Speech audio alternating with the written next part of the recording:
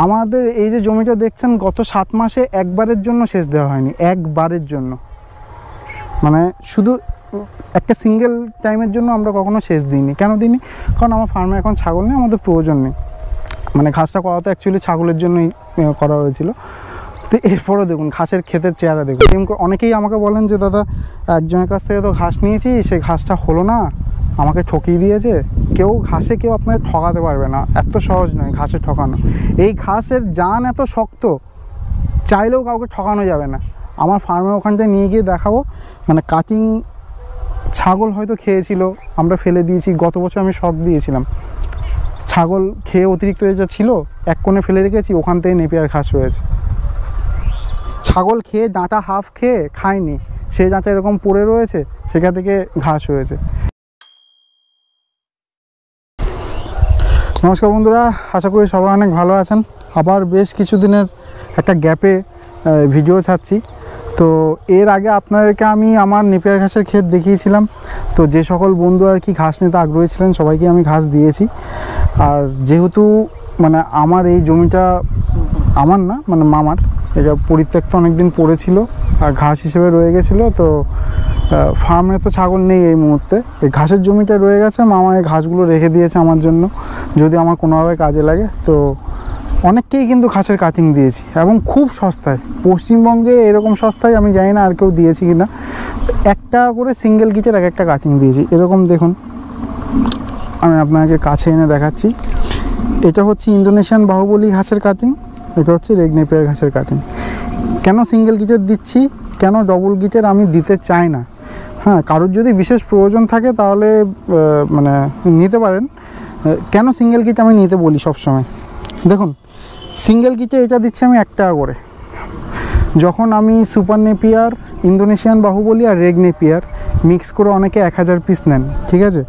তো এক একজন এত দূর থেকে নেন, ধরুন কেউ কুচবিহার থেকে নিল, একজন দাদা ভাই যেমন নিয়েছে ঝাড়খণ্ড থেকে, ঠিক আছে। তো আমার এখান থেকে যেহেতু অনেক দূর, যত দূর হবে, যত ডিস্টেন্স বেশি হবে, যত ভলিউম বেশি হবে আর যত ওয়েট বেশি হবে, এই হিসেবে একটা ক্যালকুলেশন হয় যে কত টাকা এর ক্যারিং চার্জ পড়বে, ঠিক আছে, মানে আপনার কুরিয়ার চার্জ কত বেশি পড়বে।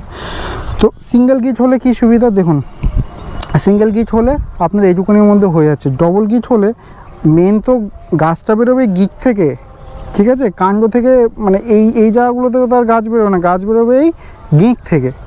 তাহলে আমি যদি সিঙ্গেল গিট, আপনি যদি দুটো নেন, তাহলে আপনার এইটুকুনি ডিস্টেন্সও হয়ে যাচ্ছে। এবার মাঝখানে এই যে কাণ্ডের এই যে এত লম্বা একটা লেন্থ, ধরুন আমি এইটুকুনি হয়তো রাখলাম, এখানে এই পাশে এতটা রাখলাম, এই পাশে এতটা রাখলাম, এবার মাঝখানে এই যে অতিরিক্ত একটা লেন্থ, আপনি এর যা কস্ট পড়বে, কুরিয়ার চার্জ পড়বে আরও অনেক বেশি, ঠিক আছে। তো এমনও হয়েছে 1000 পিস কাটিংয়ের দাম পড়েছে 1000 টাকা, আর মানে কুরিয়ার চার্জ পড়ে গেছে 1000 টাকার বেশি, বা 1000 টাকা বা 900 টাকা। তো এরকম পড়ে গেছে সিঙ্গেল গিটে। তাহলে ডাবল গিটে যদি আপনার 2 টাকা করে নেন, হ্যাঁ, তো কুরিয়ার চার্জ পড়ে যাবে আপনার, তাহলে কত হচ্ছে 1000 পিসের দাম 2000 টাকা, আর কুরিয়ার চার্জ পড়ে যাবে আরও 2000 টাকার বেশি, ঠিক আছে। তো সেই কারণেই আমি সবাইকে বলছি, আপনাদের কথা ভেবেই বলছি, আমার কিছুই নয়। আমি তো মানে ডাবল গিটে এখন আমি 2 টাকা করে নেব, সিঙ্গেল গিটে নেব 1 টাকা করে, আমার কিছুই নয়। খরচটা আপনারই বেশি পড়বে, একটু উপরে ধরুন হালকা একটু, হ্যাঁ, তো খরচটা আপনাদেরই বেশি পড়বে। তো সেই কারণেই বলা যে সিঙ্গেল গিট নেওয়া। তো ডাবল গিটও খারাপ না, সিঙ্গেল গিটও খারাপ না, ডাবল গিটও কোনো অতিরিক্ত সিঙ্গেল গিটের তুলনায় ভালো হয় না, সিঙ্গেল গিটও কোনো ডাবল গিটের তুলনায় অতিরিক্ত ভালো হয় না, দুটোই কিন্তু সমান।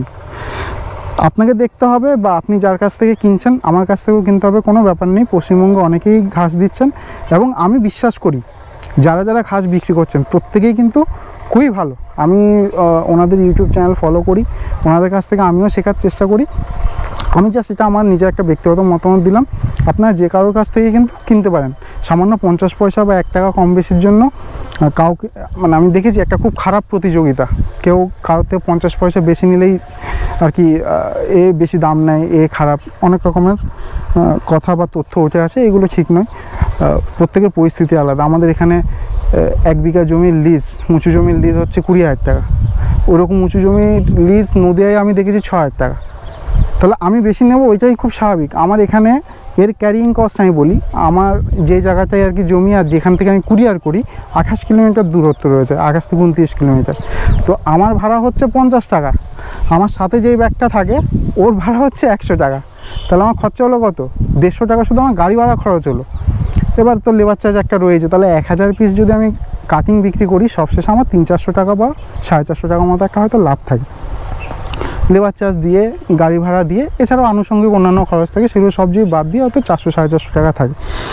তো আমার বেশি নেওয়া উচিত অন্যান্য সাইডে। এবার ধরুন নদীয়াতে কেউ করছে, তার জমিতেও চাষের খরচ কম, লিজের খরচ কম, হয়তো বাড়ির পাশেই একটা কুরিয়ার সেন্টার রয়েছে।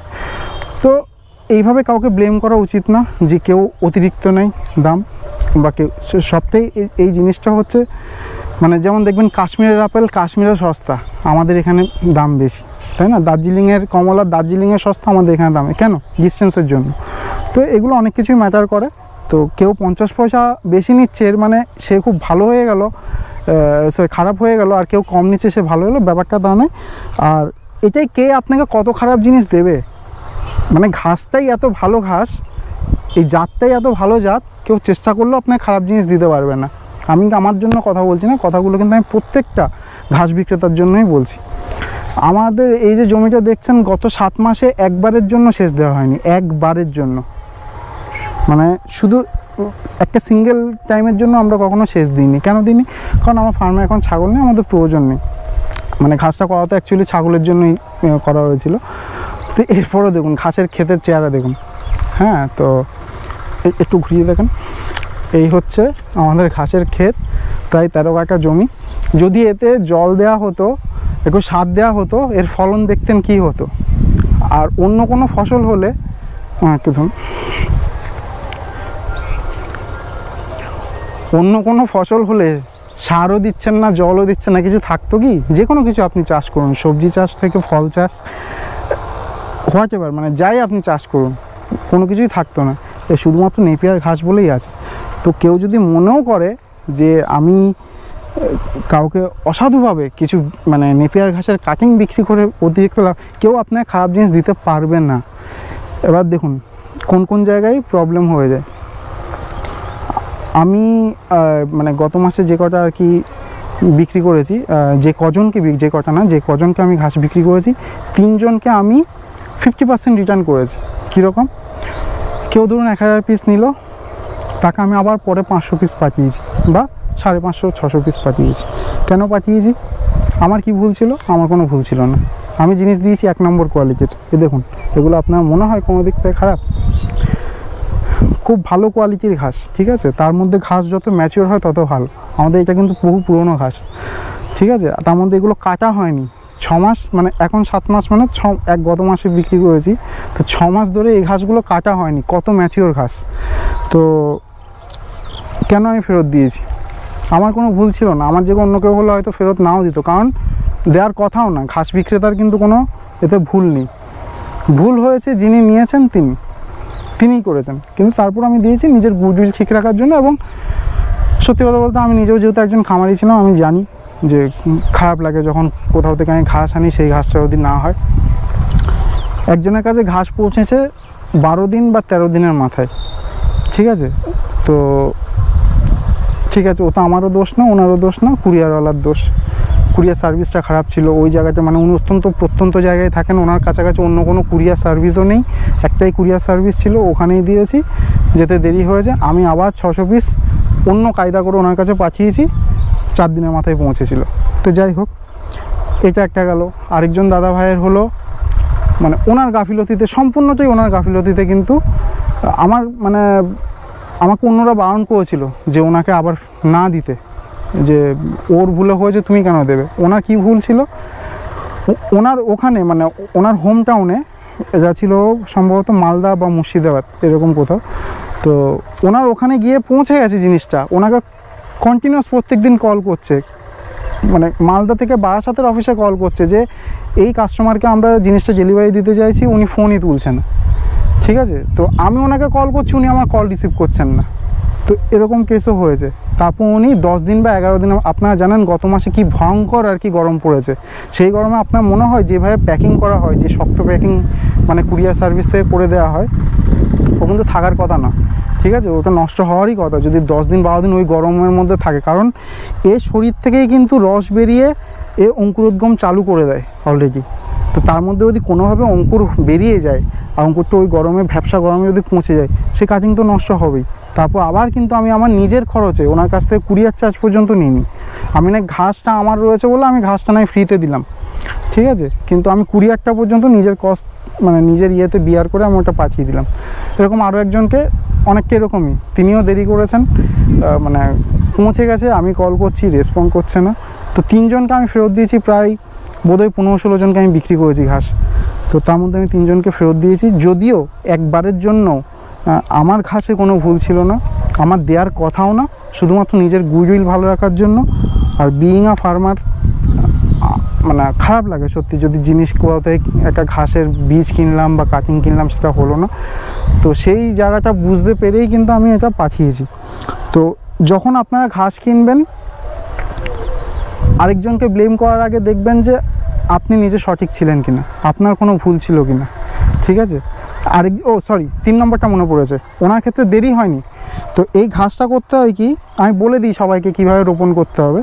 একটা বস্তায় ভরে 3 দিনের জন্য আর কি জাগ দিতে হয়, সকাল বিকাল আর কি জল দিতে হয়। ওনাকে ওটা বলেছিলেন, উনি বস্তায় না ভরে কলের গোড়ায় ফাঁকা রেখে দিয়েছিলেন, ঠিক আছে। তো উনিও প্রায় 1000 পিস, সরি উনি নিয়েছিলেন বোধহয় 1500 পিস, ওনাকে আমি প্রায় 700-750 পিস মানে নিজের খরচেই আমি আবার কিন্তু ওনাকে ঘাস পাঠিয়েছিলাম। সেটাও আমি মনে করি আমার হয়তো মানে ওটা তো একদম বড় ভুল, বলে দেওয়ার পরও নিজের বুদ্ধিতে আর কি বস্তাতে জাগ না দিয়ে কলের তলায় ফেলে রেখে ওইভাবে জাগ দিয়েছেন। তো এরপরও কিন্তু আমি পাঠিয়েছি। তো যদি এরপর থেকে আমি কাউকে না পাঠাই এই ধরনের কোনো ভুলের জন্য, দয়া করে আমাকে ব্লেম করবেন না। এবং আমি বলে না, কাউকেই ব্লেম করে। অনেকেই আমাকে বলেন যে দাদা একজনের কাছ থেকে তো ঘাস নিয়েছি, সেই ঘাসটা হলো না, আমাকে ঠকিয়ে দিয়েছে। কেউ আপনাকে ঠকাতে পারবে না, এত সহজ নয় ঘাসে ঠকানো। এই ঘাসের জান এত শক্ত, চাইলেও কাউকে ঠকানো যাবে না।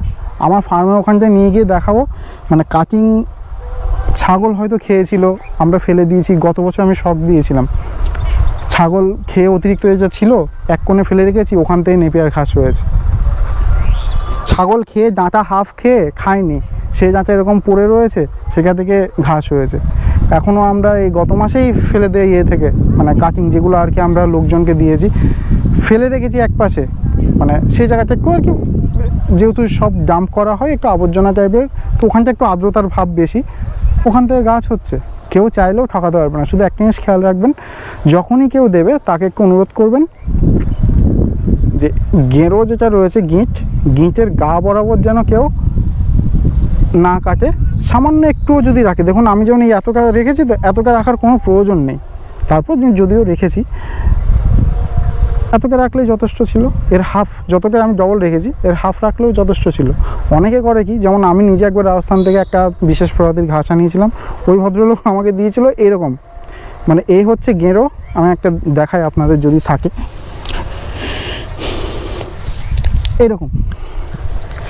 এইরকম কাটিং এসেছিল। হ্যাঁ, এই গেঁড়ো বা গিটের গা বরাবর যেগুলো আর কি যায়, এগুলো অনেক সময় নষ্ট হয়ে যায়। এগুলোও কিন্তু সহজে নষ্ট হয় না, অনেকে চাষ করতেই জানে না। যেভাবে যে বললাম জাগ দিতে বলেছি, জাগ দেয়নি, নিজের বুদ্ধিতে কলের গোড়ায় রেখে দিয়ে এবার বলছে দাদা ঘাসটা তো আমার নষ্ট হয়ে গেল, এরকম কেন হলো? আমি বললাম কি করেছেন, আমি তো বলেছিলাম আপনাকে কীভাবে করেছেন, তখন বললো যে এরকম কলের গোড়ায় ফেলে রেখেছিলাম। তো আশা করি আপনারা বোঝাতে পেরেছি। যদি কোনো বন্ধুর লাগে, মিনিমাম অর্ডার হচ্ছে 1000 পিস, 1 টাকা করে সিঙ্গেল গিট, ডাবল গিট 1000 পিস, এটাও 1000 পিস, ডাবল গিট বলে ভাববেন না 500 পিস, এটাও 1000 পিস, 2 টাকা করে। যদি কোনো বন্ধুর লাগে অবশ্যই যোগাযোগ করবেন এবং আমাকে সময় দেবেন। আজকে পেমেন্ট করেছেন এর মানে এই নয় আমি কালকেই পাঠিয়ে দেবো। আমি আরও অন্যান্য কাজও করি এই কাজ ছাড়া।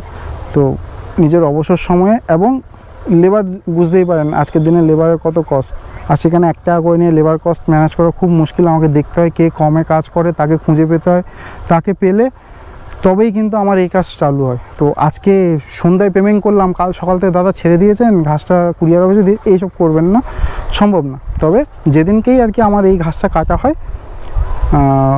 সেদিন সন্ধ্যায় অথবা তার পর দিন দুপুরে আমরা এটা কুরিয়ার করে দিই। তো সবাইকে অনেক ধন্যবাদ। যদি কোনো রকম কোশ্চেন থাকে কল করে জেনে নিতে পারেন। তো ভিডিও আজকের মতো এখানেই শেষ করছি। ধন্যবাদ সকলকে।